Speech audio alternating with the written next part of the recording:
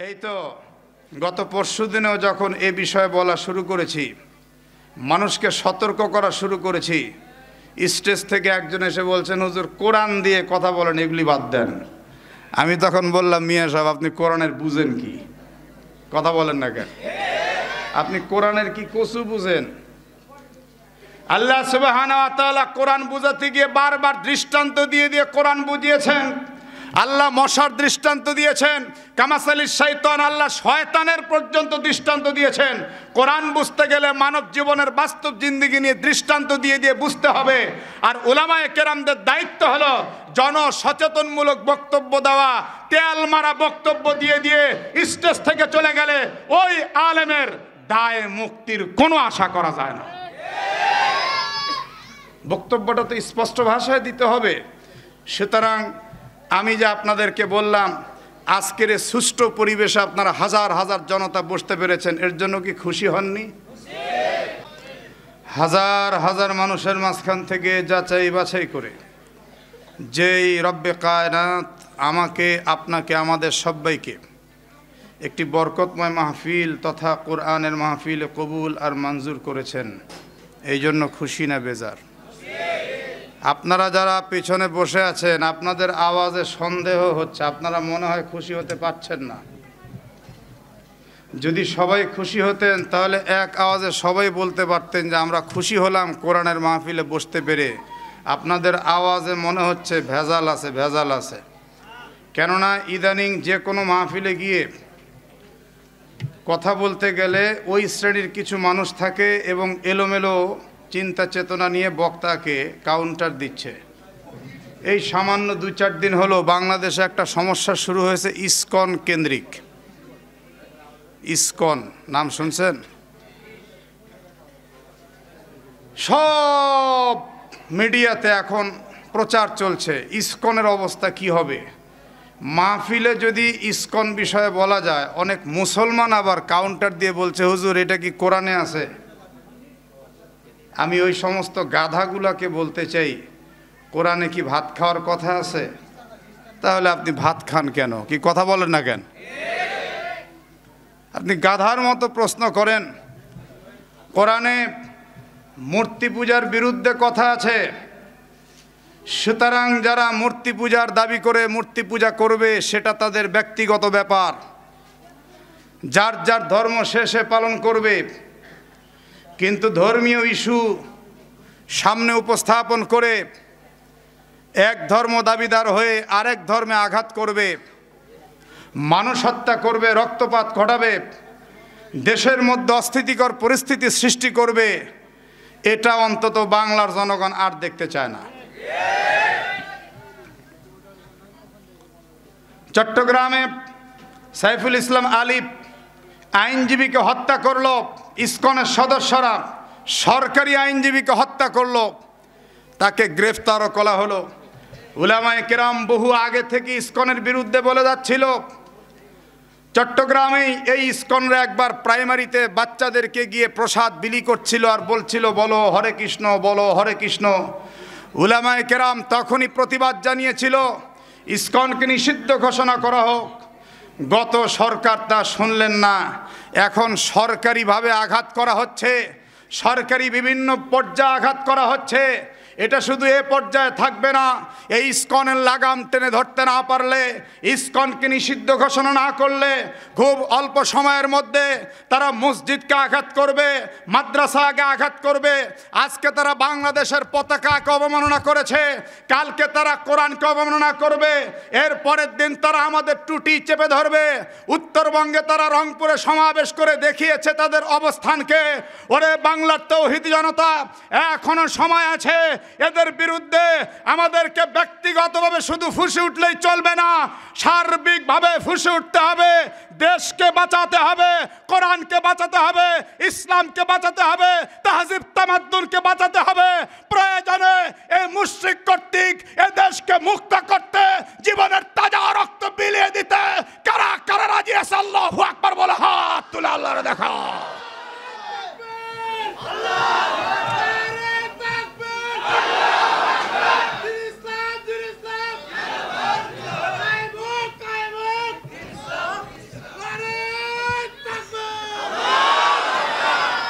এই আল্লাহু আকবার বললে সওয়াব হবে না গুনাহ হবে? আমার এই ভাই ইমানি চেতনায় উজ্জীবিত হয়ে নারায়ে তাকবীর দিল, আপনারা অনেকে ঠোঁটই খুললেন না, কথা বলেন না কেন? আত-তাকবীরু ইয়ামলাউ মা বাইনাস সামাই ওয়াল আরদ। যখন কোন বান্দা বলে আল্লাহু আকবার, বলার সঙ্গে সঙ্গে আসমান জমিনের মাঝের সমস্ত ফাঁকা জায়গাগুলো আল্লাহ তাআলা সওয়াব দিয়ে ভরে দেন। সুতরাং সেই তাকবীর মাঝে মাঝে দিতে হবে। ও রব্বাকা ফাকাব্বির, কাব্বির সিগায় আমর। আল্লাহ তাআলা রবের নামের তাকবীর দিতে আদেশ করেছেন, সেই তাকবীর দিতে আমাদের কারো কোনো অসুবিধা আছে? তাকবীর দিবেন তো ইনশাআল্লাহ? মাশাআল্লাহ। এই তো গত পরশুদিনেও যখন এ বিষয়ে বলা শুরু করেছি, মানুষকে সতর্ক করা শুরু করেছি, স্টেজ থেকে একজন এসে বলছেন হুজুর কোরআন দিয়ে কথা বলেন, এগুলি বাদ দেন। আমি তখন বললাম মিয়া সাহেব আপনি কোরআনের বুঝেন কি? কথা বলেন না কেন? আপনি কোরআনের কি কসু বুঝেন? আল্লাহ সুবহানাহু ওয়া তাআলা কোরআন বুঝাতে গিয়ে বারবার দৃষ্টান্ত দিয়ে দিয়ে কোরআন বুঝিয়েছেন। আল্লাহ মশার দৃষ্টান্ত দিয়েছেন, কামাসালিস শাইতান, আল্লাহ শয়তানের পর্যন্ত দৃষ্টান্ত দিয়েছেন। কোরআন বুঝতে গেলে মানব জীবনের বাস্তব জিন্দেগি নিয়ে দৃষ্টান্ত দিয়ে দিয়ে বুঝতে হবে। আর উলামায়ে কেরামদের দায়িত্ব হলো জনসচেতনমূলক বক্তব্য দেওয়া। তেল মারা বক্তব্য দিয়ে দিয়ে স্টেজ থেকে চলে গেলে ওই আলেমের দায় মুক্তির কোনো আশা করা যায় না। বক্তব্যটা তো স্পষ্ট ভাষায় দিতে হবে। সুতরাং আমি যে আপনাদেরকে বললাম আজকের এই সুষ্ঠু পরিবেশে আপনারা হাজার হাজার জনতা বসতে পেরেছেন, এর জন্য কি খুশি হননি? তো খুশি যখন মানুষ হয় তখন কি আওয়াজ আস্তে হয় না জোরে হয়? সত্যিকার অর্থে যদি খুশি হয়ে থাকেন জবান খুলে বলতে হবে খুশি না বেজার? কারা কারা দেখি দুটি করে হাত টান টান করে আল্লাহকে দেখান তো, হাতগুলো একটু ঝাঁকি দেন। মাশাআল্লাহ, হাত নামান, বোঝা গেল আপনারা খুব খুশি। শুভ সংবাদ গ্রহণ করুন। আল্লাহর কোরআনের জন্য যারা হয় খুশি, আমার আল্লাহ তাদের জন্য খুশি। আল্লাহ যার জন্য খুশি তার কোনো চিন্তা আছে? না আছে দুনিয়াতে কোনো চিন্তা, না আছে পরকালে কোনো চিন্তা, নো টেনশন, কোনো পেরেশানি নেই। ওই লোকটার জন্য দুনিয়াতে শান্তি, পরকালে মুক্তি, তার শেষ ঠিকানা জান্নাতুল ফিরদাউস। সেই রবের জন্য আমরা সবাই অসংখ্য অগণিত শুকুর আদায়ের লক্ষ্যে জবান খুলে পড়ছি আলহামদুলিল্লাহ। আওয়াজ করে সকলে বলছি রব্বানা লাকাল হামদ হামদান কাসীরান তাইয়িবান মুবারাকান ফি। আশহাদু আল্লা ইলাহা ইল্লাল্লাহু ওয়াহদাহু লা শারীকা লাহু ওয়া আশহাদু আন্না মুহাম্মাদান আবদুহু ওয়া রাসূলুহু। এবার একটু এক আওয়াজে সকলেই ভালোবাসা উজাড় করে পড়ে নিচ্ছি নবীজির জন্য দরুদ। সকলেই পড়ছি সাল্লাল্লাহু আলাইহি ওয়াসাল্লাম। সম্মানিত উপস্থিতি, আমার চিরচরিত অভ্যাস অনুযায়ী আমি কোরআন হাতে নিয়ে শুরু করলাম, কোনো অসুবিধা নেই তো? বলেন তো কোরআনের সবচেয়ে বড় সূরার নাম কি? মাশাআল্লাহ, সচেতন শ্রোতা কি নাম বললেন? বাকরা। বাকরা অর্থ কি? জোরে বলুন। কি গাভী? পুরুষ গাভী না নারী গাভী? জি, নারী গাভী, মহিলা গাভী। বুঝলেন কেমনে? এটা একটা ব্যাপার আছে তো। বাকরা এর বাংলা অর্থ গাভী, কিন্তু গাভীটা কি মহিলা গাভী না পুরুষ গাভী? বললেন মহিলা গাভী। মুসা নবীর সময়ের এই গাভী আপনারা কি চোখে দেখছেন? মহিলা গাভী। এই মহিলারা কিন্তু আবার পর্দার আড়ালে ওরা কিন্তু রাগ করবে, কারণ কথা কিন্তু খুব তাড়াতাড়ি উল্টে যায়। ওরা হয়তো বাড়ি যেতে যেতে বলবে যে আমাদেরকে মহিলা গাভী বলছে, আসলে কি তা বলা হয়েছে? মা বোনদের কিন্তু আবার রাগ খুব বেশি, সেকেন্ডে সেকেন্ডে মিটার গরম। শোনেন, মুসা আলাইহিস সালামের সময়ের গাভী আমাদের চোখে দেখা লাগবে না। গাভীটা যে মহিলা এটা বোঝার জন্য আল্লাহ তাআলা এ বা কফ র গোলতা দিয়েছেন, এটাকে বলে তানিস। আলামতে নেশা মহিলাদের যে আলামতের জন্য ব্যবহার হয় সেটা আল্লাহ পাক ব্যবহার করেছেন। এই তা হলো দুই প্রকার। জোরে বলুন কয় প্রকার? একটা হলো লম্বা তা, 2 ফোঁটা এরকম টান দিয়ে 2 ফোঁটা দিলে তা। আর একটা হলো এইরকম গোল তা, এর উপরে 2 ফোঁটা দিলে এটাও তা। গোল তা দিয়ে যেই শব্দ হবে ওটাকে বুঝাবে স্ত্রীলিঙ্গ। কি বুঝাবে? তাহলে এই বাকারা অর্থ মহিলা গাবি। তার মানে এখান থেকে আমরা বুঝতে পারলাম সব কিছুতেই আল্লাহ তাআলা 2টি ভাগ করেছেন, একটা মহিলা আর একটা, জোরে বলেন, আল্লাহ রাব্বুল আলামিন সব কিছু জোড়া জোড়া সৃষ্টি করেছেন। মানুষের মধ্যেও নারী আর পুরুষ আছে না নাই?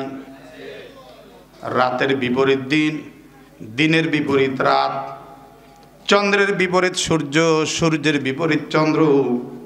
এমনকি মহান রব্বুল আলামিন এই যে আমাদের সামনে যে কোরআনুল কারীম দিয়েছেন, এই কোরআনুল কারীমের মধ্যেও কিন্তু একটা রহস্যজনক বিষয় আছে।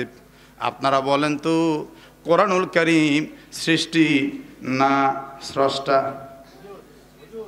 জি, জোরে বলেন।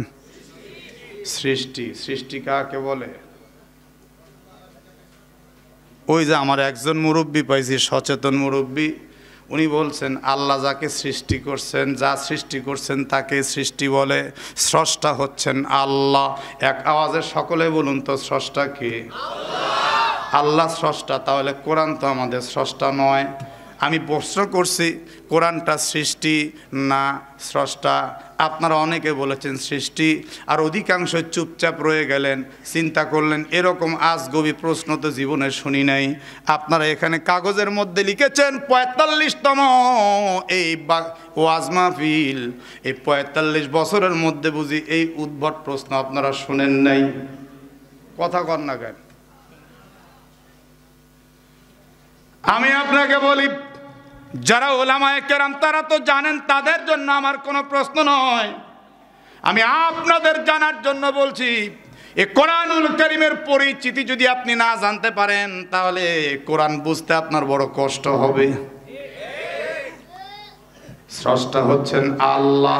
এক আওয়াজে সকলে আল্লাহর নামটা নিয়ে বললে খুশি হবে। বলেন তো স্রষ্টাকে?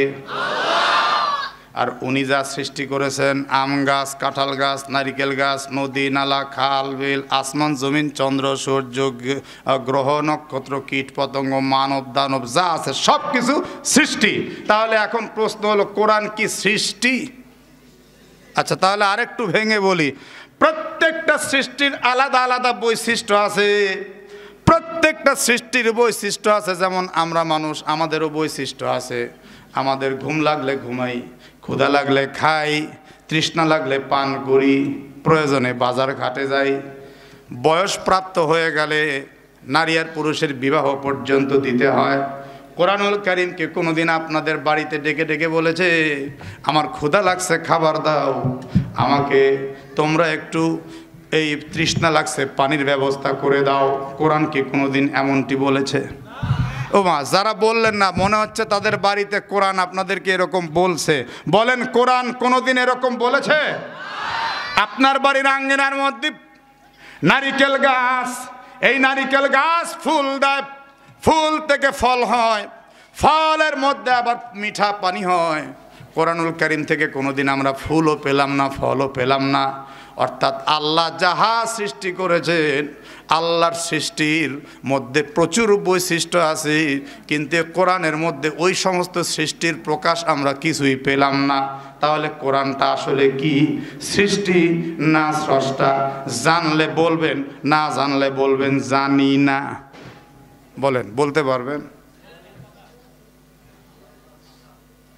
আচ্ছা, আপনারা তো চুপচাপ। তাহলে কি কোন দিকে? আপনারা কি বলতে পারবেন না পারবেন না? তাহলে বলেন যে জানি না। যেই ভাব নিচ্ছেন মনে হচ্ছেন দুনিয়ার কত কি জানে। ওরে বাবা রে বাবা। ইমাম গাজালি রহমাতুল্লাহ আলাইহি বলেন এলেম 3 প্রকার, কোরআন, হাদিস, আমি জানি না। এই কথাটাও এলেমের অর্ধাংশ। সুবহানাল্লাহ বলেন। বলেন এলেম কয় প্রকার বললাম? সকলে বলুন, একটু হাতটা জবাব দিয়ে বলুন, এলেম কয় প্রকার বললাম? 1 নাম্বার কোরআন। সকলে বলেন 1 নাম্বার কি? হাদিস? আমি জানি না। আমি জানি না যখন আপনি বলবেন, তখন আপনার মধ্যে জানার স্পৃহা সৃষ্টি হবে। কিন্তু আমাদের সমাজের সমস্যা কি জানেন? আমরা জানি আর না জানি একদিকে ঠেলে নিয়ে গিয়ে ফতুয়া একটা ঠিকই দিব, তাই না ভাই? তাই না ভাই? জানি আর না জানি ফতুয়া কিন্তু ঠিকই দিব, আল্লাহ যা করে। সুতরাং এই বিষয়ে যদি না জানেন তাহলে এক আওয়াজে বলেন জানি না। এই আওয়াজের কাম না, ফেরেশতারা কিন্তু সাক্ষী থাকতেছে। আমার সাথে সাথে একটু মিছিল করে জোরে সোরে বলেন জানি না। আরো জোরে, জোরসে বলুন। জানার দরকার আছে? আচ্ছা, তাহলে আমি এই কথাটা এখানে রাখলাম। কোরআনুল কারীম সৃষ্টি না স্রষ্টা? আমি আপনাদেরকে এই প্রশ্নের জবাব একটু পরে দিচ্ছি। বাকারা থেকে আমরা এই প্রশ্নটা টেনে বের করলাম। এই সূরাতুল বাকারার 271 নম্বর আয়াত আমি আপনাদের সামনে তেলাওয়াত করেছি। জি, এমন একটা ওয়াজ আমি আপনাদের সামনে এখন তুলে ধরতে চাচ্ছি কোরআন দিয়ে, যা আপনি জানেন, ছোটকাল থেকে শুনে আসতেছেন এমন কথা, কিন্তু যে কথার মধ্যে আরো অজানা অনেক বিতর্কিত প্রশ্ন রয়ে গেছে। জানা কথার কিছু অজানা পাঠ আমি আপনাদের সামনে তুলে ধরবো। এই কথাটা আমি স্টেজে বসে একটু আগে আমি গবেষণা করে বের করলাম। আমি কয়েক মিনিট চিন্তা করলাম যে কি বলা যায়। সেটা হলো, আমাদের দেশে এক শ্রেণীর মানুষ আছে, দেখবেন ওরা বলে থাকে যে আমি যা দান করব গোপনে করব, প্রকাশ্যে আমি দান করব না। এরকম বলে না? বলে না? বলেন বলেন, বলে না? বলে না? আমি কোরআন দিয়ে বলছি, ওই লোকটার ভিতরে যদি এই বিশ্বাস সৃষ্টি হয় যে আমি যা দান করব গোপনে করব, প্রকাশ্যে করব না, প্রকাশ্যে করা ঠিক না, এরকম চিন্তা যদি তার ভিতরে ঢুকে থাকে, প্রকাশ্যে করা ঠিক না, প্রকাশ্যে করা খারাপ, তাহলে তার ঈমানের ঝামেলা হয়ে যাবে। বলবেন হুজুর কেন? দেখেন সূরা বাকারা 271 নম্বর আয়াত, আল্লাহ কি বলছেন? তুবুদুস সাদাকাতি ফানি'মাহি, যদি তোমরা প্রকাশ্যে দান করো সেটা ভালো। কেমন ভালো? একজন ব্যক্তি যদি প্রকাশ্যে দান করে আর তার দেখা দেখি তার পিছনে যদি সবাই দান করতে থাকে, আল্লাহ ওই প্রথম ব্যক্তিকে দানের যে সওয়াব দেন তার সওয়াব তো সে পরিপূর্ণ পাবে, আর তার পিছনে যত মানুষ দান করবে সব মানুষের দানের ফজিলতের সওয়াবটাও আল্লাহ তাকে দান করে দিবে। তাহলে কোরআন কি বলল? প্রকাশ্যে দান করা ভালো। জোরে বলো না, প্রকাশ্যে দান করা। আমি মৌলবি বানায় বললে আপনাদের বিশ্বাস হতো না, আমি কোরআন পড়ে বললাম। তাহলে যে সমস্ত ভাইরা বলেন আমি গোপনেই দিব, প্রকাশ্যে দিব না, তারা একদম ভুলের মধ্যে আছেন। তাহলে এখন প্রশ্ন, যদি গোপনে দিই হুজুর কি হবে? হবে কি হবে না? এর পরের অংশে আল্লাহ রাব্বুল আলামিন বলছেন, ওয়া ফুহা ওয়া তুতুহাল ফুকারা ফাহুয়া খায়রুল লাকুম, যদি ফকিরদেরকে গোপনে তোমরা দান করো তাহলে তো ওই প্রকাশ্য করার চাইতে উত্তম হবে। সুবহানাল্লাহ বলেন। তাহলে এবার কি ফতোয়া পেলাম? তাহলে কোরআন থেকে দুটি ফতোয়া পেলাম। এক নম্বর ফতোয়া, প্রকাশ্যে দান করা ভালো। 2 নম্বর ফতোয়া, গোপনে দান করা উত্তম। সুবহানাল্লাহ বলেন। বুঝতে পেরেছেন? 3 নম্বর, আপনি প্রশ্ন করতে পারেন দান করলে আমার কি লাভ? টাকা পয়সা চলে যাবে, আমার কি? কোরআন বলছে ওয়া ইউকাফিরু আনকুম মিন সাইয়্যাতিকুম, দান করলে রব্বুল আলামিন বান্দা বান্দীদের পিছনে সব গুনাহগুলো ক্ষমা করে দেন। শুধু তাই নয়, আল্লাহর নবী হাদিসের মধ্যে বলেছেন আস-সাদাকাতু তারুদ্দুল বালা, দান সদকা করার দ্বারা আল্লাহ রাব্বুল আলামিন বালা মুসিবত দূর করে দেন। আরে সুবহানাল্লাহ পড়েন। দান করলে রোগ শোক থেকে মুক্তি পাওয়া যায়। দান করলে মহান রব্বুল আলামিন পরকালে তাকে আরো শান্তি দেন। বুখারী মুসলিম মিশকাত শরীফের মধ্যে হাদিসটা নকল করা হয়েছে। কাল কিয়ামতের ময়দানে আল্লাহ তাআলা কিছু কিছু বান্দাদেরকে ডাক দিবেন, এইদিকে আসো, এইদিকে আসো। বান্দারা আসবে, বলবে আল্লাহ ডাকলেন, বলে এই যে উহুদ পাহাড় সমান সওয়াব তোমাকে দিলাম, এই সওয়াব নিয়ে এই মুহূর্তে তুমি জান্নাতে চলে যাও। বুখারী শরীফের সারা নাসরুল বারীর মধ্যে উল্লেখ করা হয়েছে উহুদ পাহাড়টা কতটুকু যারা হাজী সাহেব হজ করতে গেছেন তারা স্বচক্ষে দেখেছেন, আল্লাহ আমাকেও স্বচক্ষে দেখিয়েছেন। উহুদ পাহাড়টা কিন্তু সাধারণ কোনো ছোট মোটো পাহাড় নয়, উহুদ পাহাড়টা 9.5 কিলোমিটার প্রশস্ত পাহাড়। এই উহুদ পাহাড় সমান সওয়াব আল্লাহ হাসরের ময়দানে বান্দা বান্দিকে যখন দিয়ে দিবেন, বান্দাকে দেওয়ার পরে আল্লাহ বলবেন এই সওয়াব নিয়ে তুমি এখন জান্নাতে চলে যাও। এবার বান্দা বান্দি জান্নাতে যাওয়া বাদ দিয়ে কান্না শুরু করবে। আপনারা বলেন তো জান্নাতে যাওয়াটা এটা খুশির কারণ না কষ্টের কারণ? কথা বলে না কেন, খুশির কারণ না কষ্টের কারণ? আপনারা যারা বসা আছেন আপনারা কি জান্নাতে যেতে চান না? সবাই চান? কারা কারা জান্নাতে যেতে চান না হাত দেখি। প্রধান অতিথি আমার ভাই দেখেন তো এদের মন কোন দিকে আছে, কোন কি সুন্দর করে আমি স্লো পজিশনে বললাম কারা কারা জান্নাতে যেতে চান না, তার মানে আপনার মগজ এখনো বাইরে। আপনি কি চিন্তা করেন, কি চিন্তা করেন? যুবকেরা টাইমিং আছে নাকি? টাইমিং আছে? টেনশন কিসের? টেনশন ফ্রি বসতে হবে। আল্লাহ কবুল করেন, জোরে বলেন আমিন। কারা কারা জান্নাতে যেতে চান আল্লাহু আকবার বলে দুটি করে হাত টান টান করে আল্লাহর দেখাও, হাত নামান। কিন্তু জান্নাতে যেতে গেলে একটা শর্ত আছে ভাই, মরা লাগবে। জোরে কোন কি করা লাগবে? জীবিত অবস্থায় কেউ জান্নাতে যেতে পারবে? বলেন তো কোন নবী এখনো জিন্দা আছে? এই দেখেন রে কি সুন্দর, ছোট ছোট বাচ্চারাও বলতেছে ঈসা নবী। এক আওয়াজে বলেন কোন নবী? উনি আবার কিয়ামতের আগে আল্লাহ তাআলা তাকে পৃথিবীতে পাঠাবেন, উনি আসবেন এবং স্বাভাবিক অবস্থায় মৃত্যুবরণ করবেন।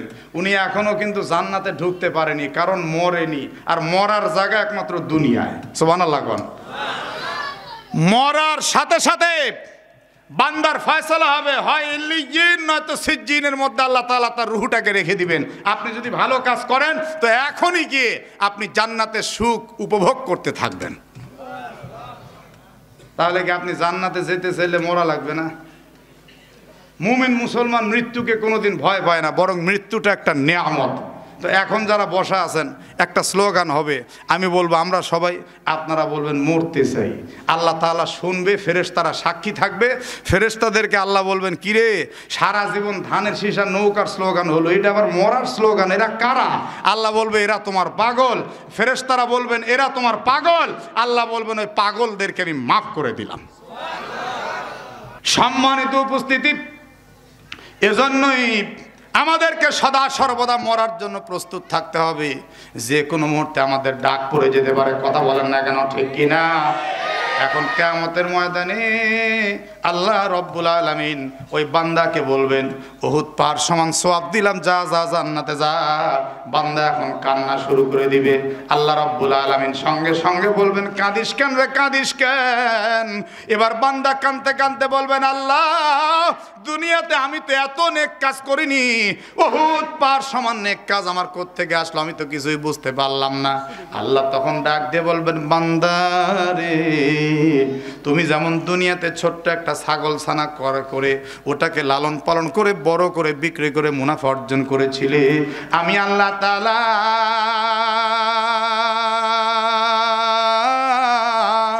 দুনিয়ার তোমার 1টি টাকা দান আর সাদকাকে দুনিয়ার জিন্দেগি থেকে নিয়ে লালন পালন করতে করতে বড় করছি। বান্দা বলেন কেমনে বড় করছেন আল্লাহ? বলে 1 টাকা যখন তুমি দিয়েছো, মান জাআ বিল হাসানাতি ফালাহু আশরু আমসালিহা, তখন আমি ওই 1 টাকাকে 10 টাকা বানায় দিছি। আল্লাহু আকবার বলেন না কেন?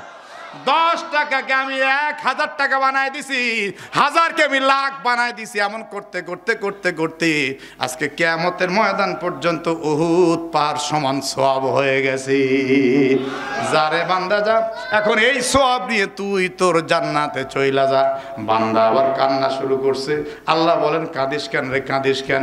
সঙ্গে সঙ্গে এই বান্দা বলে আল্লাহ আমি তো বুঝতে পারি নাই, আমি যদি আগে বুঝতাম তাহলে দুনিয়ার জিন্দেগিতে আমার সহায় সম্পত্তি সব তো তোমার রাস্তায় সাদাকা করে দান করে আজকে জান্নাতুল ফিরদাউসের উঁচু আসনটা নিতাম। আল্লাহ বলেন দুনিয়া ছিল কান্নার জায়গা, এই দুনিয়ায় কানলে কাজ হইতো, আজকে হাসরের ময়দানে কান্না করে কোনো লাভ হবে না। দুনিয়াতে একবার আল্লাহ বললেও সওয়াব হয়, মরার পরে কোটি কোটি বার আল্লাহ বললেও সওয়াব হবে। তাহলে সওয়াবের জায়গা কোথায়, দুনিয়া না মরার পর? সম্মানিত উপস্থিতি, তাহলে দান সৎকার লাভ বুঝলাম, প্রকাশ্যে দান করা ভালো তাও বুঝলাম, গোপনে দান করা উত্তম তাও বুঝলাম। দান করলে রোগ শোক ভালো হয়, বিপদ আপদ দূর হয়, দান করলে গুনাহ মাফ হয়, সব বুঝলাম। কিন্তু এখন একটা প্রশ্ন আমি আপনাদেরকে করতে চাই, এক ব্যক্তি হালাল 1 টাকা দান করলে সওয়াব হবে না হবে না? আর এক ব্যক্তি সুদের এবং ঘুষের মানুষের মারা টাকা হারাম 1 টাকা দান করছে, সওয়াব হবে না গুনাহ হবে? একটু জোরে বলেন না কি হবে? এতে কি আপনি একমত? কথা কন সত্যি। ওই যে এক ভাই বলতেছে না একমত না, তাহলে কি সুদের টাকা দান করলে সওয়াব হয়? ওই যে এক ভাই হাত দিয়ে বললো না না। আচ্ছা শোনেন, আপনাদের এলাকায় কি সুদখোর আছে? থাকলে একটু জোরে কও যুবক, আছে? ওরে বাবা রে, তাহলে তো আমার ওয়াজ আজকে ঠিক মতোই শুরু হয়েছে। আপনারা এবার বুঝে থাকলে চিৎকার করে বলুন তো, সুদ হালাল না হারাম? কার ঘোষণা, কার ঘোষণা? আল্লাহ রাব্বুল আলামিন কোরআন হাকিমের মধ্যে বলেন, আহাল্লাল্লাহুল বাই'a ওয়া হাররামার রিবা।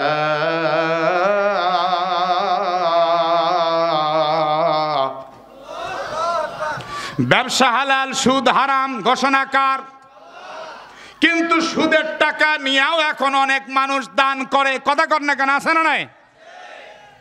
সারা জীবন চাকরি করছে, চাকরির পরে লাখ লাখ টাকা পাইছে, এখন আমাদের মতো হুজুরদের কাছে ফতুয়া আছে, হুজুর আমি একটু শেষ জীবনে আল্লাহর রাস্তায় বের হতে চাই হুজুর, তো এখন বিবি বাচ্চা সংসার চলবে কি করে, তো আমি একটু টাকাটা ব্যাংকে ফিক্সড করে দিতে চাই, মাসে মাসে যা উঠবে এরা খাবে। হুজুর রাখতে পারবো কি না? ওই শয়তান কিন্তু জানে এইভাবে সুদ খাওয়া যায় না, তারপরে হুজুরের ফতুয়া আছে, মানে হুজুরে খোঁচা না দিল ভালোই লাগে না। কথা কয় না রে যুবকের, কথা আছে না? একটা জাত আছে না, হুজুর জোরে গেলেও দোষ, আসতে গেলেও দোষ। জোরে যদি যায় একজন আরেকজনকে ফিস ফিস করে বলবে, দেখ দেখ দেখ কোন বাড়ির জানি মৌলবী দাওয়াত পাইছে, ওই জন্য খালি জোরে জোরে যাচ্ছে। আবার যদি আসতে যায় বলবে, হুজুর খাওয়া মনে হয় একটু বেশি হয়েছে তাই না, নড়তে পারতেছেন না। আবার যদি মিডিয়াম তাকের যায় তখন আবার ইংরেজিতে ফতুয়া দেয়, there is none like our prophet, he stands high like a minaret as he walks along the street wall the dust and dark is his feet. ও মৌলবী, তুমি তো ইংলিশও বুঝবা না। নবীজি কি করছেন, উনি যখন চলতেন তখন জোরে বীর দর্পে চলতেন, অঙ্গ ভঙ্গিমা করে চলতেন না, উনি পা তুলে ফেলতেন যেন উঁচু জায়গা থেকে নিচু জায়গায় নামছেন। আর উনি যখন কোথাও দাঁড়াতেন অঙ্গ ভঙ্গিমা করে না দাঁড়িয়ে সুউচ্চ মিনারেটের মতো দাঁড়াইতেন। ও মৌলবী, তোমার হাঁটার ধরনে যা বোঝা যাচ্ছে এটা ইসলাম সম্মত হাঁটা নয়। হযরত ওমর ফারুক রাদিয়াল্লাহু আনহু অঙ্গ ভঙ্গিমা করে চলা মানুষকে পিটায় পিটায় জোরে হাঁটায় নিতেন। তুমি কেন এমন করে হাঁটতে চাও? মৌলবী জোরে চললেও দোষ, মৌলবী আস্তে চললেও দোষ, মৌলবী মিডিয়াম তাকে চললেও দোষ। আসলে দোষ মৌলবীর না, দোষ তোমার মগজের। ভেজাল এই জায়গার, এই জায়গার মানে সহ্য হচ্ছে না, সহ্য হচ্ছে না। গতকালকে আমাকে একজন বলতেছে হুজুরদের খাওয়ার অভাব নাই, আমাকে শোনা শোনা বলতেছে।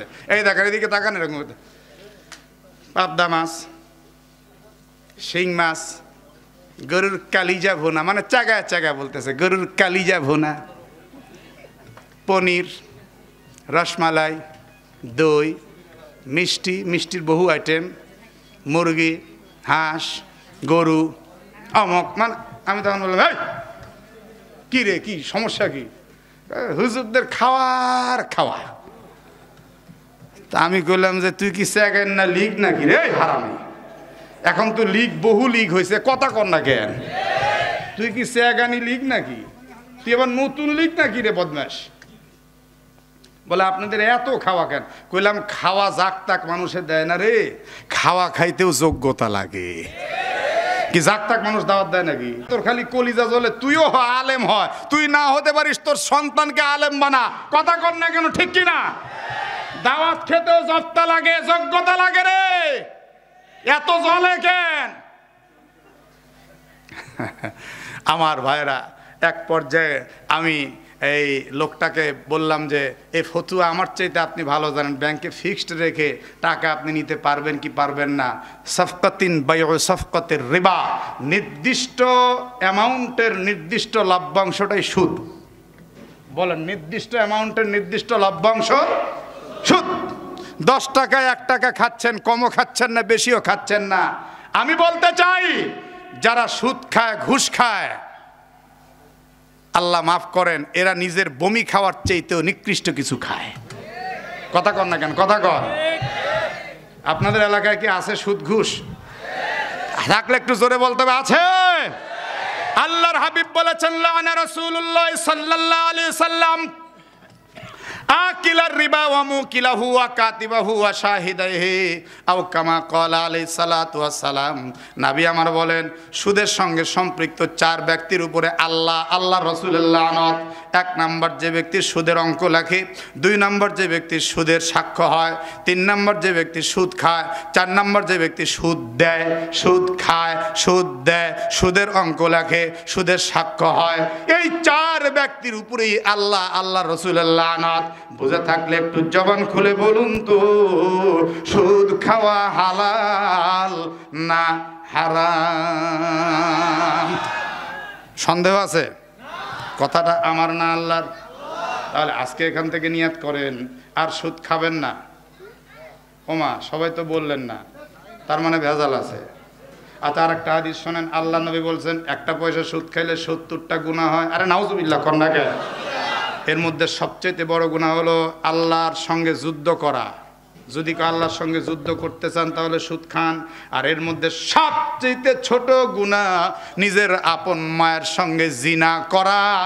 যদি কেউ আপন মায়ের সঙ্গে জিনা করার চিন্তা করতে পারে, সে যেন সুদ খায়। আমার নবী বলছেন, সুতরাং মায়ের একদম পবিত্র সন্তান যারা বসা আছেন, কোরআনের পক্ষে একটা আওয়াজ দিয়ে, ঝংকার দিয়ে বলে দেন, আল্লাহ খুশি হবেন। বলুন তো, আমরা কি সুদ খাবো? এক আওয়াজে বলে দেন, আমরা কি সুদ খাবো?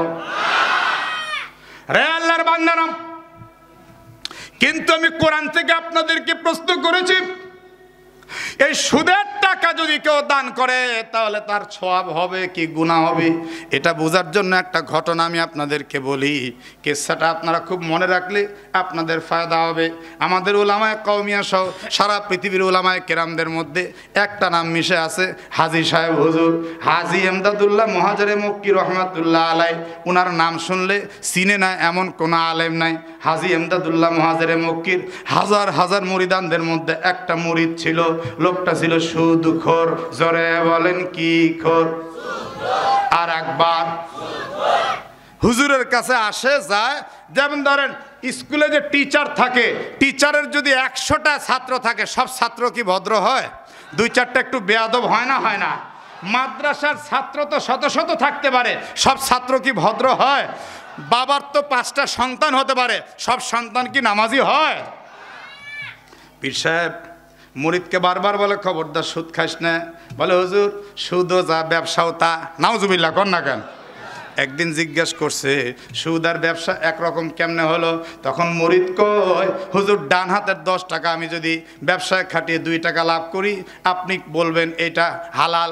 আর বাম হাতের সুদের 10 টাকা খাটিয়ে 2 টাকা যদি আমি লাভ করি, আপনি বলবেন এইটা হারাম। কিন্তু এখানেও 10 টাকার 2 টাকা, ওখানেও 10 টাকার 2 টাকা। আপনি এর মধ্যে হালাল হারামের দেখলেন কি? শুধুমাত্র নামে ব্যবধান। তখন হাজী এমদাদুল্লাহ মুহাজিরে মক্কি এমন একটা জবাব দিয়েছেন, শুনে রাখেন, মুখস্থ করে রাখেন, জীবনে কাজে লাগবে। তখন হাজী এমদাদুল্লাহ মুহাজিরে মক্কি বলছেন, বাজান তোর বাচ্চা কয়টা? বলে, হুজুর আল্লাহর রহমতে আমার সন্তান 2টা। সঙ্গে সঙ্গে হাজী এমদাদুল্লাহ মুহাজিরে মক্কি ডাক দিয়ে বললেন, রে ভালো করে বুঝে শুনে বল, তোর সন্তান দুইটা হালাল জাদা নাকি হারাম জাদা? সঙ্গে সঙ্গে তেলে বেগুনে চুলে লাল হয়ে উঠে বলল, হুজুর আপনি এমন কথা বলতে পারেন না, আমার সন্তান হালাল হালাল হালাল হালাল। হুজুর বলে, তাহলে রাগিস কেন? রাগিস কেন? তোর হালাল সন্তান ভালো কথা। হুজুর সুদের সাথে এই সন্তান হালাল জাদা হারাম জাদার আপনার কি হলো? বলে কাহিনী আছে। তোর সন্তান হালাল কেমনে হলো? হুজুর আপনি অযথা পেঁচাচ্ছেন হুজুর, আমার এই সন্তান হালাল হওয়ার পিছনে আমার বৈধ স্ত্রীর পেট থেকে হয়েছে। বলে স্ত্রী বৈধ হলো কেমনে? বলেন তো মেজাজ গরম হবে না ঠান্ডা হবে? কয় আমি বিবাহ শাদী করার মাধ্যমে আমার স্ত্রী বৈধ হয়েছে। বলে এইবার তুই লাইনে আসছিস, মনে কর তোর যে স্ত্রী তোর বৈধ বিবাহের মাধ্যমে, সেই স্ত্রী বিবাহ ছাড়া যদি বিবাহের আগে তার সাথে তুই মিলন ঘটাতি, যে সন্তান হতো এই সন্তানটা হালাল হতো না হারাম হতো? আপনারা আওয়াজ করে বলেন, হালাল হবে না হারাম হবে? হ্যাঁ আসতে বললেন কেন? একটু জোরে বলেন, হালাল হবে না হারাম হবে? এতে কোনো সন্দেহ আছে? হায় হায় হায়, এখন তো এই ঘটনা অহরহ ঘটতেছে। বিয়ের আগেই বিয়া, কথা কয় না রে যুবকেরা? বিয়ের আগে বিয়ে বুঝেননি?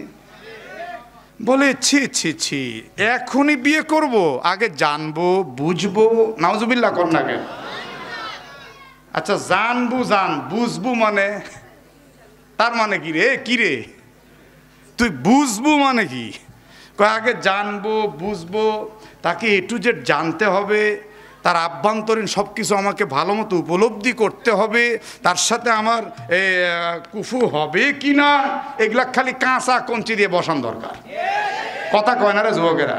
না যুবকরা তো বলতে পারবে না, কারণ সব যুবক তো ঠিক বলতেও পারবে না। কি যুবকরা রাগ করতেছে? না খালি যুবকরা রাগ করে লাভ নাই রে, অনেক যুবতীও পরকীয়ার মধ্যে জড়িয়ে আছে। কথা কর না কে? এবার জোরে কইছে, কারণ ওদের কথা কইছি যে। এখন পীর সাহেব বলতেছে তোর স্ত্রী হালাল হওয়ার আগে অবৈধ সম্পর্কের মাধ্যমে সন্তান হলে সন্তানটা হতো হারাম। ওই একই মেয়ের সাথে বিয়ে করে আবার যদি সন্তান হয় তাহলে সেই সন্তান কি হবে? কথা কন না কেন? মানুষ তো একই, বিয়ের আগে সন্তান হারাম, বিয়ের পরে সন্তান হালাল। তাহলে কি বোঝা গেল? যেটাতে আল্লাহর হুকুম নাই সেটা হারাম, যেটাতে আল্লাহর হুকুম আছে সেটা হালাল। বিনা দলিলে হালাল হারাম মানতে হবে, বিনা যুক্তিতে হালাল হারাম মানতে হবে। আল্লাহ বলছেন ব্যবসা হালাল, বিনা দলিলে হালাল, বিনা যুক্তিতে হালাল। আল্লাহ বলছেন সুদ হারাম, বিনা যুক্তিতে হারাম।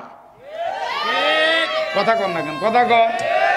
অনেকে এরকম যুক্তি দেয় যে হুজুর আসলে এটা এরকম না এরকম, মানে কত যে প্যাঁচ মারে, উরে বাবা রে, কিরে এত প্যাঁচের দরকার কি? আল্লাহ বলছেন আহাল্লাল্লাহুল বাইআ ওয়া হাররামার রিবা, ব্যবসা হালাল হালাল, ও হাররামার রিবা, সুদ হারাম হারাম, বিনা যুক্তিতে হারাম। আপনারা আল্লাহর সঙ্গে একমত তো? যুবকেরা কথা বলতে হবে, আল্লাহর সঙ্গে একমত তো? এখন হাজী সাহেব বলছে যা ভাগ, তুই এখান থেকে ভাগ, তুই কিসের আমার ছাত্র রে, তোকে আল্লাহর হুকুম বললে তুই শুনিস না। এই মুরিদ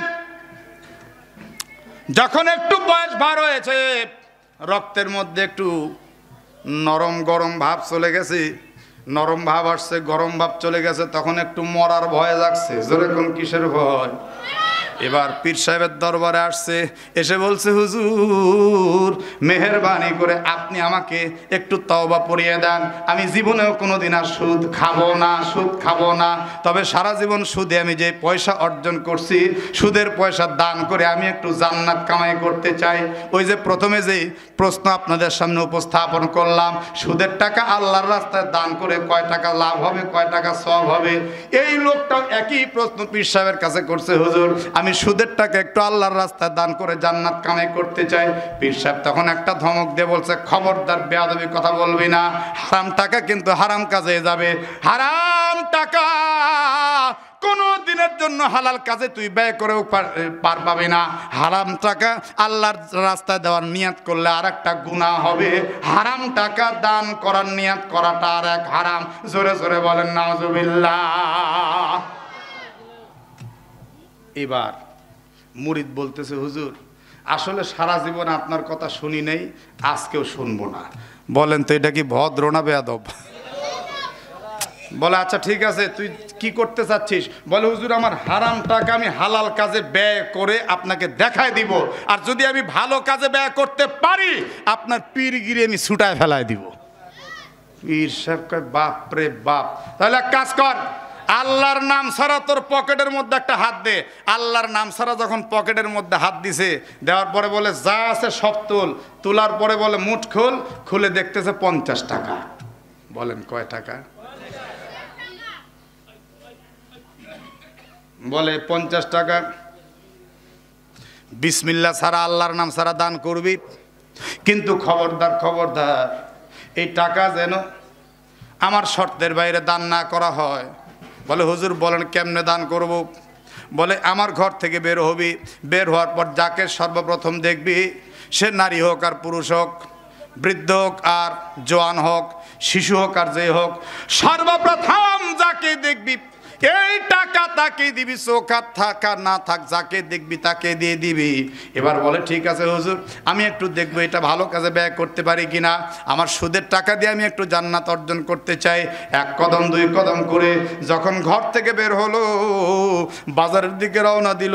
বাজারের প্রধান গেট সামনে যখন পেল, প্রধান গেটে ঢোকার সময় দেখতেছে লাঠি নিয়ে বসা আছে একটা অন্ধ ফকির। একটা টাকা ভিক্ষা দাও রে বাজান, কে আছে একটু পেটে খাবার চাই, এই কথা বলে বলে চিৎকার করছে।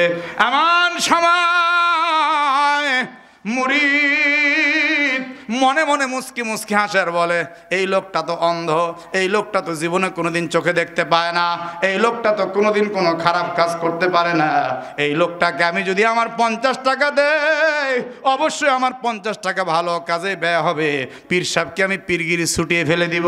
মনে মনে চিন্তা করছে আর মনে মনে নিয়াত করছে, আল্লাহ গো তুমি একটু কবুল কইরো, কবুল কইরো। বিসমিল্লাহ বলে এবার এই হারাম 50 টাকা ফকিরের হাতে দিয়েছে। ফকির টাকা হাতে পাওয়ার পর বুঝতে পারছে এটা তো 50 টাকা।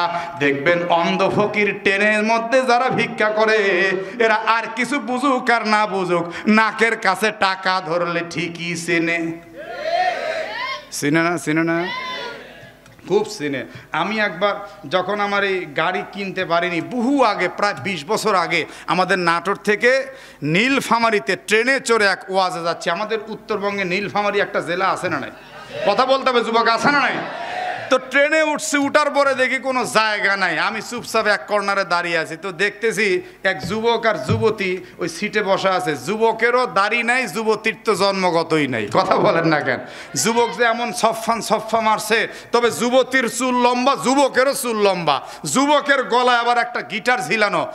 এই যুবক আর যুবতী কে নারী কে পুরুষ দেখে বুঝার কোনো কায়দাই নেই। এক পর্যায়ে একটা অন্ধ ফকির এসে বলতেছে, বাবা একটা টাকা দে রে বাবা, একটা টাকা দে, আমি এই করেই সংসার চালে, আমার চোখ নেই। তো ওই যুবকটা পকেট থেকে সেই আমলে 5 টাকার একটা নোট বের করে দিছে। অন্ধ ফকির নাকের কাছে টান করে ধরে বুঝতে পারছে, বাপরে 1 টাকায় কেউ দেয় না, 5 টাকা। যে আমলে 1 কাপ চায়ের দাম 8 আনা। কথা বলে না রে মুরব্বীরা? 1 কাপ চায়ের দাম কত? 8 আনা 4 আনা। চা খান নাই? আমি খাইছি, আমার মনে আছে। সেই সময় 5 টাকা দিছে মানে ফকিরের তো মনে করেন যে বুকটা এত বড় হয়ে গেছে। এখন ফকির এই যুবকের মাথার উপরে দিছে হাত, হাত দিয়ে এবার দোয়া করছে, আল্লাহ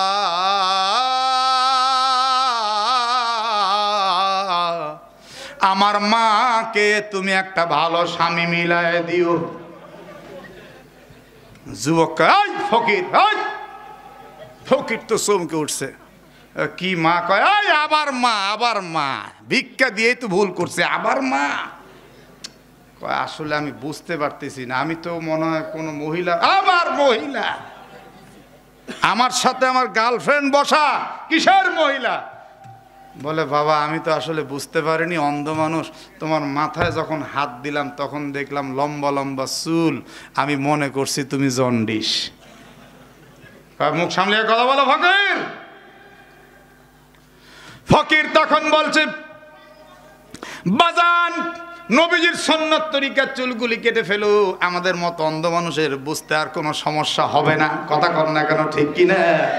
ফকির একটা উপদেশ দিয়ে দিছে, আল্লাহর বান্দারা এই ফকিরটাও যখন 50 টাকা পেয়েছে তখন বুঝতে পারছে এটা 50 টাকা ওরে সর্বনাশ, আমি সারা মাস ভিক্ষা করেও 50 টাকা অর্জন করতে পারি না।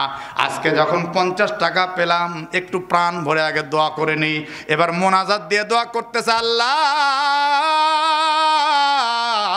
এই স্যারকে তুমি জান্নাতে নাও, তার 14 গোষ্ঠীকে জান্নাতে নাও। জান্নাতের মধ্যে নিয়ে এমন দোয়া করা করছে, জান্নাতের বাহির দিয়ে নিয়ে একদম জাহান্নামে ফেলে দিছে। হাই রে দোয়া রে। দোয়া যখন কমপ্লিট হলো, এবার মুরিদ চিন্তা করে আমি একটু দেখব আমার এই 50 টাকা সে কোন কাজে ব্যয় করে। অন্ধ ফকির নিশ্চয়ই ভালো একজন মানুষ হবে। ফকির তখন ঝোলা সম্পদ গুছিয়ে মনে মনে বলছে, আজকে সারাদিন ভিক্ষা করার আমার দরকার নাই। 1 কদম 2 কদম করে রওনা দিল, লাঠি দিয়ে ইশারা করতে করতে বাজারের অপর প্রান্তে গেল। গিয়ে একটা মহিলার সঙ্গে কথা বলল আর 30 টাকা দিয়ে তাকে ভাড়া করলো। আরে নাউজুবিল্লাহ কর না কেন? মুরিদ তো জিব্বায় কামড় দিয়ে চোখ বন্ধ করছে, কি দেখলাম রে, হায় হায় হায়, পীর তো ঠিকই কইলো, আমার হারাম টাকা হারাম কামে গেল। আচ্ছা 20 টাকার খবর কি দেখি। এই মহিলাটার হাত ধরে নিয়া বাজারের আরেক প্রান্তে গিয়ে মদের দোকান থেকে 20 টাকা দিয়ে 1 বোতল মদ কিনলো। মুরিদ কয়, হায় হায় রে, আমার পীর যা কইলো তাই তো হলো, আমি বাকি জিনিসটার চোখে দেখতে চাই না। দৌড়াতে দৌড়াতে এবার পীর সাহেবের দরবারে গিয়ে বলছে, হুজুর এই মুহূর্তে আমি আপনার কাছে একটু ক্ষমা চাচ্ছি হুজুর, আমার হারাম টাকা হারাম কাজে ব্যয় হয়ে গেল। হুজুর গো এই ঘটনা, হুজুর আপনি কৃপণতা করবেন না, এই মুহূর্তে আপনার পকেট থেকে যা আছে দেন, আমি একটু দেখতে চাই আপনার হালাল টাকা কোন কাজে ব্যয় হয়, আমি একটু দেখতে চাই। হুজুর তখন বলে, আমি কোন কারণে কৃপণতা করব, আমার জীবনেও কোনোদিন কৃপণতা করি নাই। মাঝখান থেকে আমি আপনাদেরকে একটা প্রশ্ন করি, কোন ব্যক্তি যদি দান করতে কৃপণতা করে 10 বার 20 বার 50 বার বলার পরে যদি দান করে তাহলে কি তার সওয়াব হবে? এটা তো একটা প্রশ্ন নাকি ভাই? কি হাজি সাহেব, এটা একটা প্রশ্ন না ভাই? এটা একটা প্রশ্ন। তো মনে করেন আমাকে একজন বলতেছে, দে রে ভাই মাদ্রাসার জন্য 10টা টাকা দে। না এখন হবে না। না রে ভাই 5টা টাকা দে রে ভাই। না ভাই এখন হবে না। হাতের অবস্থা কথা কর না কেন, এরকম আছে না নাই?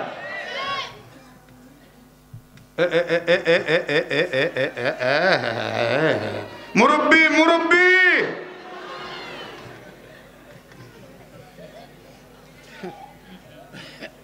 আমি কি মোনাজাত দিয়ে দিব? কথা কর না কেন? তাহলে ওখান থেকে 5 জন যুবক একসাথে উঠলো যে যায়নি, তাহলে 5 জন উঠলো কেন? পেশাব। আমার বাড়ি নাটোর জেলা, নাটোরের কাঁচা গোল্লা নাম থাকলে আমি কিন্তু কাঁচা লোক না। আমি জানি নামাজের জামাত হয়, ওরা 5 জন একসাথে কি পেশাবের জামাত করতে গেল? কি আমারে পাগল পাইছেন? হয়তো এক দোস্ত উঠতেছে, আরেক দোস্ত বলতেছে, কোথায় যাচ্ছিস? কথা কর না কেন? কথা কর, কথা কর। তখন হয়তো বলছে, তাইলে হুজুর যে সুন্দর শুরু করছে, চল একটু। ছোট ভাইরা তোমরা কি বলতেছো? তোমরা শুনবা না যাবা? মাশাআল্লাহ। তাহলে চুপচাপ বসেন, যে সাবজেক্ট আমি ধরেছি এই সাবজেক্টটা পরিপূর্ণ করব ইনশাআল্লাহ। এখন প্রশ্ন হলো, কেউ যদি দান করতে কৃপণতা করে তার কি হবে? পূর্ব যুগের একজন বাদশাহ, খুব স্বৈরাচার ছিল। স্বৈরাচার বোঝেন তো? কথা কয় না রে। কি বাংলাদেশে কোনো স্বৈরাচার নেতা ছিল না? জোরে বলতে হবে, ছিল না? কে রে?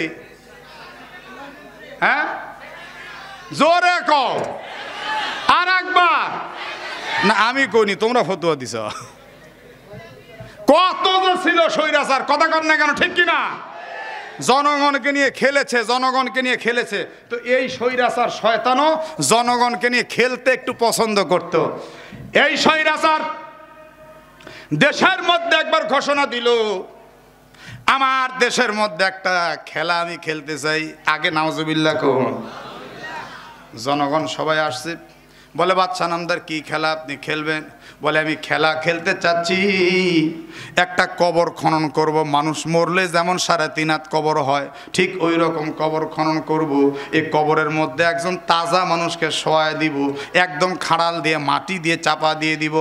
এই মানুষটা যদি 24 ঘন্টা পর তাজা বের হয়ে আসতে পারে তাহলে আমি তাকে 50,000 দিনার পুরস্কার দিব।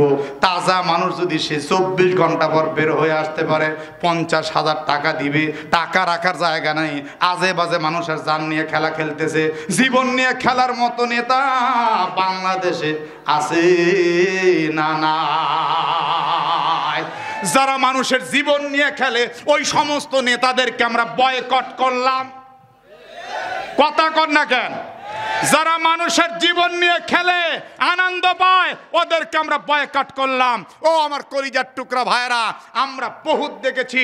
আমরা কিন্তু সোভিয়েতের আবল তাবল ঘটনা দেখেছি, আমরা রাশিয়ার আবল তাবল ঘটনা দেখেছি, আমরা রাজতন্ত্রের খবর জানি, আমরা সমাজতন্ত্রের খবর জানি, আমরা ইউরোপিয়ানদের নোংরামি জানি, আমরা গণতন্ত্রের বিষ বাষ্পের খবরও জানি। আমরা সব তন্ত্র মন্ত্রকে লাথি মেরে আগামীর বাংলাদেশ, কোরআনের বাংলাদেশ করতে চাই। কথা বলে না কেন? ঠিক কিনা? আমরা সব দেখছি, এখন একটু কোরআন দেখতে চাই। রাজি আছেন না? রাজি আছেন না? নাই। এই শয়তান বলতেছে কে আছো 24 ঘন্টা কবরে থাকতে পারবে, 50,000 দিব। আচ্ছা বলেন, টাকার মায়া বেশি না জানের মায়া বেশি? যারা কথা কইল না এরা টাকার মায়া বেশি করে। এখন ওই দেশের জনগণ সবাই একজন আরেকজনের দিকে এরকম করে তাকাচ্ছে, কি করবি, নিবি, যাবি। আরেকজনকার দেশ জান থাকলে জীবনে অনেক কিছু হবে, জান গেলে টাকা দিয়ে কি করব? কথা কর না কেন? কিন্তু এই পিছনে ছোট ভাইরা কথা কয় না ভাইয়া, তোমরা এই যে যারা উপরে বসে আছো তোমাদের আমি অনুরোধ করছি, তোমরা আমার ছোট ভাই, ছাত্র আন্দোলন করে তোমরা দেশকে স্বাধীন করেছো, ঠিক আছে, তাই বলে এখানেও সম্মানিত উপস্থিতি, ওই দেশের মধ্যে একজন কৃপণ ব্যক্তি ছিল। এই কৃপণ ব্যক্তি বাদশার সামনে গিয়ে বলল, বাদশা নামদার, আমি 24 ঘন্টা থাকবো। বাদশা সর্বনাশ, যদি মরে যাও? বংশই দিব। যদি তাও মরো? 50,000 টাকা আমার সন্তানদেরকে দিয়ে দিবেন। আমি মরে গেলে কি হবে? অন্তত তারা তো খেয়ে পরে বাঁচবে। সর্বনাশ করছে। ছেলে এসে বলতেছে, আব্বা আমাদের টাকার দরকার নেই, আমাদের বাপ দরকার। মেয়ে বলতেছে, আব্বা আমাদের টাকার দরকার নেই, আমাদের বাপ দরকার। সবাই এক বাক্যে বলল টাকার দরকার নাই। স্ত্রীও কান্দার বলে টাকার দরকার নাই। কিন্তু লোকটা এত কৃপণের কৃপণ, এই লোকটা বলে তোদের দরকার না থাকতে পারে, আমার দরকার আছে, আমার দরকার আছে। এবার এক বাক্যে বাদশাকে বলল, বাদশা নামদার আপনি কবর খনন করেন, আমি শুধু বাড়ি যাব আর আসবো। এই লোকটা বাড়িতে গিয়ে করলো কি জানেননি? একটা করে রুটি বানিয়ে একদম রোদ্রের মধ্যে শুকিয়ে রাখতো। এই রুটিটা শুকিয়ে কটকটে করে 5-10 মিনিট পানির মধ্যে ভিজিয়ে আবার তুলে ফেলতো, তারপর আবার চালের মধ্যে শুকাতে দিত। এই রুটি ভিজানো পানি খাইতো, কিন্তু রুটি খাইতো না। লোকটা বলেন তো কিপটার কিপটা, শুধু কিপটা না মহা কিপটা? রুটি খায় না, রুটি ভিজানো পানি খায়। এই লোকটা বাড়িতে গিয়ে ওই একটা রুটি সাথে করে নিবার কবরে নামছে। বাদশাকে এটা কি? এটা আমার বাঁচার অবলম্বন। ঠিক আছে, যা রুটি খাবি খা, কিন্তু 24 ঘন্টা। বলে ঠিক আছে হুজুর। এবার সবাই কাঁদতেছে, 24 ঘন্টার জন্য তাকে একদম বন্ধ করে দেওয়া হচ্ছে। কাঁদতে কাঁদতে সন্তান সন্ততি সবাই চলে গেল। এক পর্যায়ে পরের দিন কাঁদতে কাঁদতে বাড়ির সবাই আসছে।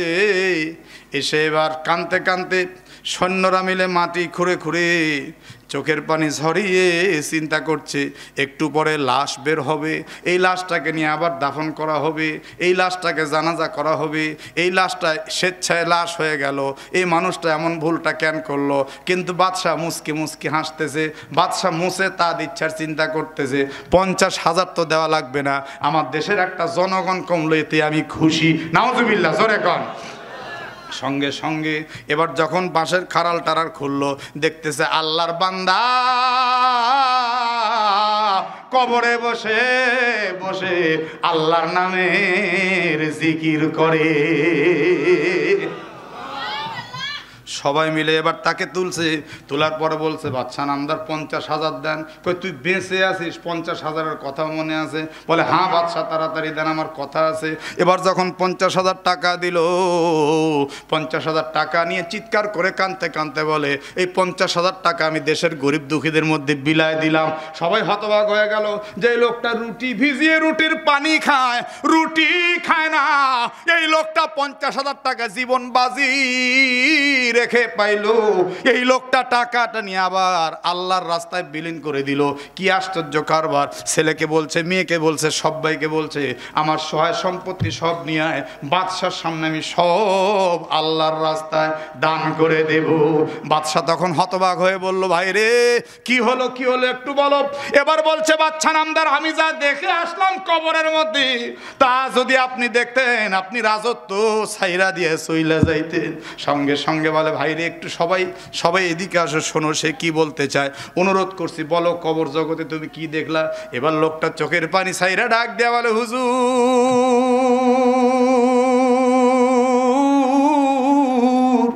আপনারা যখন আমাকে জিন্দা মানুষটাকে কবরে মাটি চাপা দিয়ে চইলা গেলেন, কি আজীব ব্যাপার। সারাদিন হুজুরদের ওয়াজে শুনছি মাটিয়ে চাপ দিবে মাটিয়ে চাপ দিবে, কিন্তু আমি সেটা স্বচক্ষে দেখছি। আপনারা চলে যাওয়ার পর আস্তে আস্তে কবরটা যখন চেপে আসতেছিল আমি তখন আল্লাহকে ডাকতেছিলাম, কিন্তু না কোনো ডাক দোহায় মানে না, কবর শুধু চাপতেছে। চাপতে চাপতে যখন আমি মোটামুটি কষ্ট পাওয়া শুরু করলাম আমি নির্ঘাত ভেবে নিলাম এইতে এখন আমার জানটা বের হয়ে যাবে। আমি চিৎকার করে কবরের মধ্যে ডাকতে থাকলাম আল্লাহ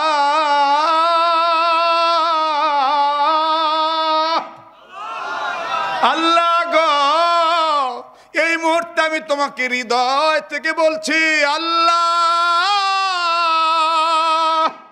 ও মাবুদ, আমার সারা জীবনে যদি কোনো ভালো কাজ তোমার পছন্দ হয়ে থাকে তাহলে তুমি সে ভালো কাজের বদৌলতে আজকে অন্তত আমাকে কবরের আযাব থেকে মুক্তি দিয়ে দাও। সঙ্গে সঙ্গে দেখলাম একটা কাক এসে পাখা মেলে ধরলো আর মাটিগুলি আস্তে আস্তে দূরে সরে গেল। আল্লাহু আকবার! কি আজীব ব্যাপার। আমি একটু উঠে বসলাম, কাকের জবান খুইলা গেল। কাক এখন কেমন জানি মানুষের মতো আমার সঙ্গে কথা বলে। আমি একটু ভয় পাইতে লাগলাম। কাক তখন বলল দোস্ত তোমার ভয় পাওয়ার কিচ্ছু নেই, আমি কিন্তু তোমার সেই কাক বন্ধু। এবার বলে ভাইজান আমার তো মনে নেই আপনি কিসের কাক বন্ধু, বুঝলাম না, কাক কি আবার মানুষের বন্ধু হয়? কাক তখন ডাক দে বলে শোনো, তুমি একদিন একটা রুটি নিয়ে কেবল বসেছিলে, রুটিটা পানির মধ্যে ভিজিয়ে রুটি ভিজানো পানি পান করবা, আর সেই রুটিটা আমি কাক ঠোঁটের মধ্যে নিয়ে একটা উড়াল মারছিলাম, তোমার কি মনে পড়ে? বলে হ্যাঁ হ্যাঁ মনে পড়ে। জীবনে একটা কাক আমার রুটি নিয়ে গিয়েছিল, সেই চিন্তায় বহুদিন আমি ব্যতিব্যস্ত ছিলাম। বলে আমি সেই কাক, আমি যখন রুটি নিয়ে গাছের এক ডাল থেকে আর এক ডালে উড়াল দিচ্ছিলাম জীবনের টাকা দায় আর ক্ষুধার তাড়নায়, তখন তুমি আমাকে তীর মারছিলে আর আমার মুখের খাবার তীর মেরে হলেও নিয়ে নিতে চাইছিলে, কিন্তু না না না, আল্লাহর হুকুম ছিল রুটির প্রতি, আমি আকৃষ্ট হয়ে গিয়েছিলাম। রুটি আমার জন্য আল্লাহ রিজিক বানাইছিল, তুমি আমার কাছ থেকে নিতে পারো না। তীর মারতে মারতে মারতে মারতে এক ডাল থেকে আর এক ডাল, এক গাছ থেকে আর এক গাছ করতে করতে আমি যখন একদম নদীর কিনারে পৌঁছে গেলাম আমি হয়রান হয়ে গিয়েছি, কেমন করে নদী পাড়ি দিবে ওজনদার একটা রুটি নিয়ে।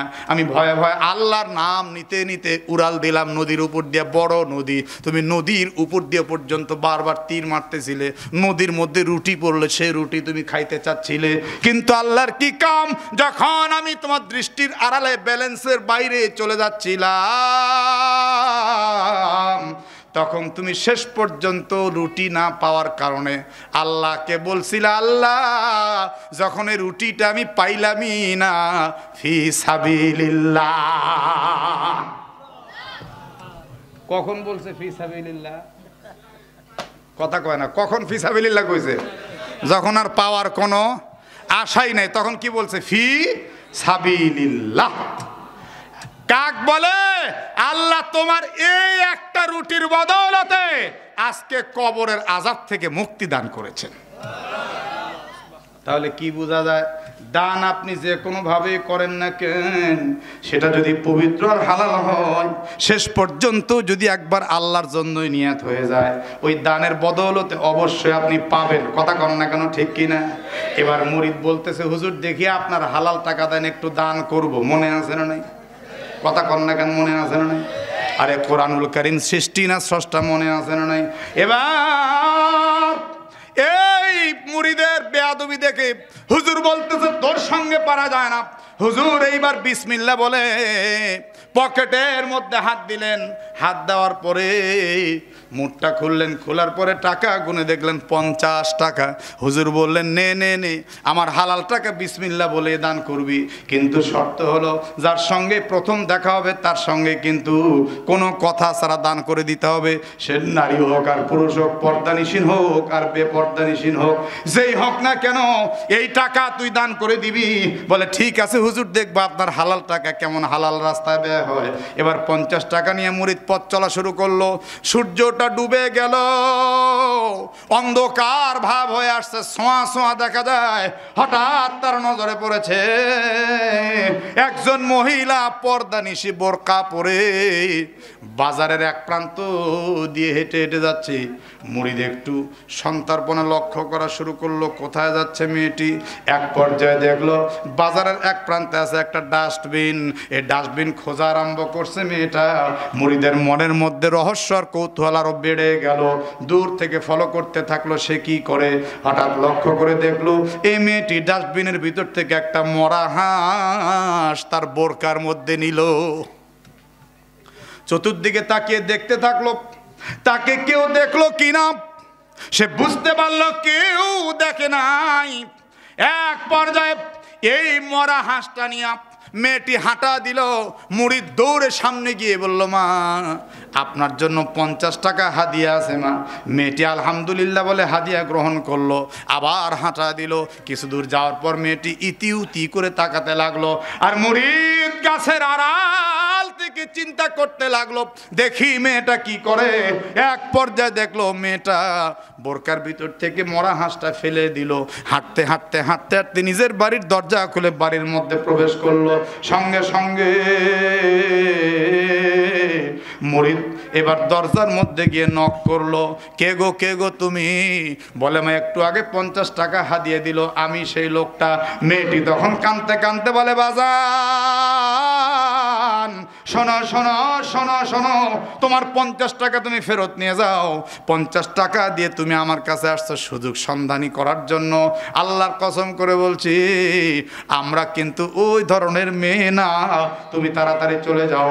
এখানে আমার 3টা যুবতী উপযুক্ত কন্যা সন্তান আছে, আমি মা, আমরা 4 জন থাকি, কোনো পুরুষ মানুষ আমাদের বাড়ি নেই। তুমি একটা পরপুরুষ, আমার ঘরের দরজার সামনে যদি তোমাকে কেউ দেখে তাহলে কিন্তু আমার মান যাবে, ইজ্জত যাবে। তাড়াতাড়ি চইলা যাও, তোমার 50 টাকা তুমি নিয়ে যাও। সঙ্গে সঙ্গে মুরিদ কাঁদতে কাঁদতে বলেন মা আপনি আমাকে ভুল বুঝতেছেন, আমি কিন্তু এমন উল্টা পাল্টা চিন্তা নিয়ে আসি নাই। এবার বলে তাহলে কেন আসছো তাড়াতাড়ি বলো। বলে এই ঘটনা, আমি দেখলাম আপনি মরা হাঁস বোরকার নিচে ঢুকাইছেন।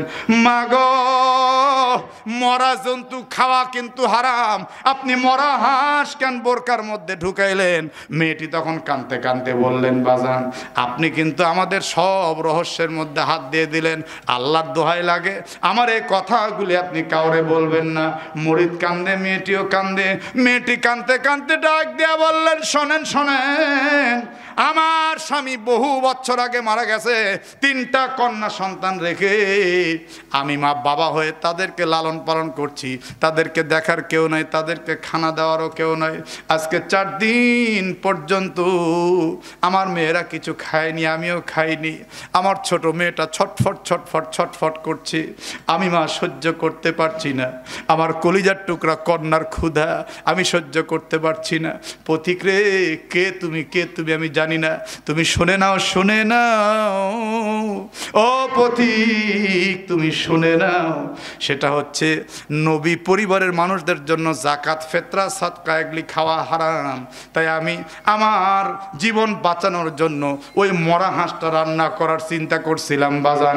আমার কলিজার টুকরা ছোট মেয়েটার হয়তো জীবনটাও বের হয়ে যাবে, এই জন্য আমি মরা হাঁস নিয়ে আসতেছিলাম। কিন্তু যখন তুমি 50 টাকা হাদিয়া দিয়েছো তখন আমার জন্য মরা হাঁস হারাম হয়ে গেছে। আমি মরা হাঁসটা ফেলে দিলাম আর 50 টাকা হাদিয়া নিয়ে বাড়ি আসলাম। এইটা দিয়ে আমার বেশ অনেক দিন চলে যাবে বাজান। এখন তুমি চলে যাও, এখানে আর বেশি দেরি কইরো না। সঙ্গে সঙ্গে মুরিদ কাঁদতে কাঁদতে বলেন, মা আপনি যাই বলেন তাই বলেন, আমি আর একটা বার আসবো, আপনি কিন্তু আমাকে না করতে পারবেন না। মেয়েটি বলেন, খবরদার আপনি আসবেন না আমার বাড়ি। বলে অল্প সময়ের জন্য আসবো, আপনি বেয়াদবি নিয়েন না, খারাপ কোনো উদ্দেশ্য আমার মধ্যে নেই। এবার দৌড়াতে দৌড়াতে কাঁদতে কাঁদতে গিয়ে পীর সাহেবের পা ধইরা বলে, হুজুর আপনি আমাকে ক্ষমা করবেন। হুজুর গো, আমার হারাম টাকা হারাম কাজে ব্যয় হলো, আমার হালাল টাকা নাই, তবে আপনার হালাল টাকা হালাল কাজে ব্যয় হয়েছে, আপনার হালাল টাকা হালাল কাজে ব্যয় হয়েছে। হাউমা করে কান্দে আর পা জড়িয়ে ধরে। হুজুর তখন বুকের মধ্যে জড়িয়ে বলে, বাজান কাঁদিস না, কি হয়েছে বল। বলে, হুজুর কি আর হবে, আমি আমাদের পার্শ্ববর্তী মহল্লায় নবীর পরিবারের মানুষ খুঁজে পেয়েছি। নবীর বংশের মানুষ কেমনে খুঁজে পাইলি? আদ্যপ্রান্ত সব ঘটনা খুলে বলল। এক পর্যায়ে পীর সাহেবের চোখ দিয়ে পানি দর দর করে ঝরে পড়ছে। এবার বলে, জীবনে বহুত পাপ কাজ তুই করছিস, তোর কি কিছু হালাল পয়সা আছে? কানতে কানতে বলে, হুজুর বাড়ির মধ্যে খুঁজলে হয়তো কিছু হালাল ধন আমি পেতেই পারি। বলে, সে হালাল ধনগুলো নিয়ে নবীর পরিবারকে একটু দান কর, নবীর পরিবার খেয়ে অন্তত একটু বাঁচুক, আল্লাহ খুশি হবে। মুরিদটা দৌড়াতে দৌড়াতে বাড়িতে গিয়ে কানতে কানতে বিবির কাছে ঘটনা বলছে। বিবিও কান্দে। বিবি আর স্বামী স্ত্রী দুইজন মিলে এই টাকা হালাল টাকা খুঁজতে খুঁজতে ছোট্ট একটা টোপলা বানাইছে। এই টোপলা নিয়ে দৌড়াইছে গভীর রাত্রে স্বামী স্ত্রী ওই নবীর পরিবারের দরবারে। নবীর পরিবারের দরবারে গিয়ে দরজার মধ্যে টক টক করে আওয়াজ করছে। এবার মহিলা বিরক্ত হয়ে বলে, আবার কেন আসছো তুমি, আবার কেন আসছো? এবার স্বামী বলে, আমি শুধু আসি নাই, আমার বিবিও আসছে, আমার বিবিও আসছে, আপনি কোনো টেনশন নেবেন না মা। এবার বলে, ঠিক আছে তোমার বিবির সঙ্গে কথা বলা যেতে পারে। বলে, মা আমরা আপনার সঙ্গে তেমন কোনো কথা বলতে আসিনি রে। নবীর পরিবারের মানুষ, নবীর পরিবার কষ্টে থাকবে, নবীর পরিবার না খেয়ে থাকবে, আর কাল হাসরের ময়দানে আমরা নবীর সামনে কেমন করে মুখ দেখাবো, এই জন্য আসছি। মাগো দয়া করে একটু গ্রহণ করবেন, আমাদের একদম পবিত্র হালাল কয়েকটা টাকা আপনার জন্য নিয়ে আসছি, আপনার কন্যাদেরকে সঙ্গে করে আপনি একটু খাবেন, দয়া করে খাবেন। মেয়েটি তখন আল্লাহর নাম নিয়ে টাকাগুলো নিয়ে বুকের সঙ্গে জড়িয়ে মা মেয়ে সবাই মিলে চোখের পানি ছেড়ে আসমানের দিকে মুখটা তুইলা ডাক দিয়ে বলেন, আল্লাহ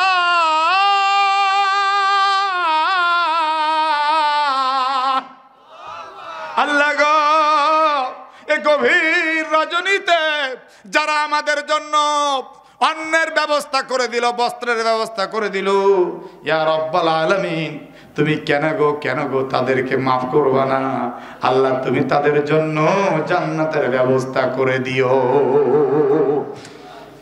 কানতে কানতে স্বামী স্ত্রী দুইজন বাড়ি গেল, গোসল করে পবিত্র হয়ে নামাজ আদায় করলো। নামাজ আদায় করার পর ডান কাত হয়ে যখন সে বলল, ঘুমের ঘরে স্বামী স্ত্রী দুইজনে দেখতে পায় মদিনাওয়ালা কামলিওয়ালা নবী তাদের সামনে স্বপ্ন যোগে দাঁড়িয়ে গেছে। বুখারী শরীফের হাদিস, মান রাআনি রাআল হক, যে নবীজিকে স্বপ্নে দেখেছে সে নবীকেই দেখেছে, কারণ শয়তান তো নবীজির সূরত ধারণ করতে পারে না। আল্লাহর নবী নূরানি চেহারা নিয়ে সামনে দাঁড়িয়ে মুস্কি হাসতে হাসতে ডাক দিয়ে বলে, উম্মতিরা রে, আমার অভুক্ত পরিবারকে সহযোগিতার কারণে আমি রাসূল খুশি খুশি আল্লাহ এত খুশি, টাকা দেখ টাকা দেখ, আল্লাহ তোদের জন্য জান্নাত রেডি করে রেখেছে। আমার ভাইরা, সেই জান্নাত কি আমাদের দরকার আছে না নাই? কে কে জান্নাত চান? একটা টান টান করে দুটি করে হাত আল্লাহরে দেখা, একটু টান করে রাখেন। আল্লাহ আপনি দেখুন, জান্নাতের আশায় আমরা সবাই হাত তুলেছি। আপনি আমাদেরকে জাহান্নামী বানায়েন না, আপনি আমাদেরকে জান্নাত দান করে দেন। একটু জোরে জোরে বলেন আমিন। হাত নামান। এই দান সৎকার বিষয়ে ওয়াজ মাহফিলে তেমন একটা আলোচনায় হয় না। আমি A to Z বিভিন্ন প্রশ্ন করে উত্তর দিয়ে দিয়ে কোরআন থেকে আপনাদেরকে দান সৎকার সম্বন্ধে বুঝালাম।